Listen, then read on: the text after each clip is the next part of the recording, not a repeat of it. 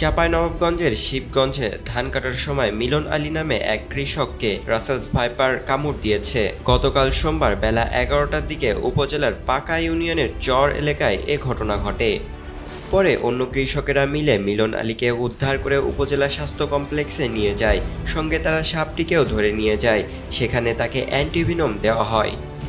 এই সম্পর্কে উপজেলা স্বাস্থ্য কর্মকর্তা সায়রা খান আজ মঙ্গলবার সকালে গণমাধ্যমকে বলেন, ওই রোগীকে অ্যান্টিভিনম দেওয়া হয়েছে।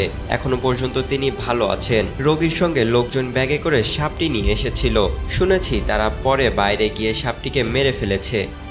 মিলন আলী পাকা ইউনিয়নের কানছিরা গ্রামের তফজুল হকের ছেলে। পাকা ইউনিয়ন পরিষদের ইউপি চেয়ারম্যান আব্দুল মালেক জানান, গতকাল বেলা ১১টার দিকে পাকা ইউনিয়নের চর এলাকায় ধান কাটার সময় মিলন আলীকে সাপে কামড় দেয়।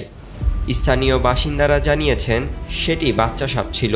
অন্য কৃষকেরা তাকে উদ্ধার করে উপজেলা স্বাস্থ্য কমপ্লেক্সে নিয়ে যায়। হাসপাতালের জরুরি বিভাগের চিকিৎসা কর্মকর্তা সেলিম রেজা জানান, গতকাল বেলা ১১টা ৫০ সময় রোগীকে হাসপাতালে আনা হয়। আক্রান্ত ব্যক্তির সঙ্গের লোকেরা সাপটিকেও নিয়ে এসেছিল হাসপাতালে। এটি রাসেলস ভাইপার ছিল।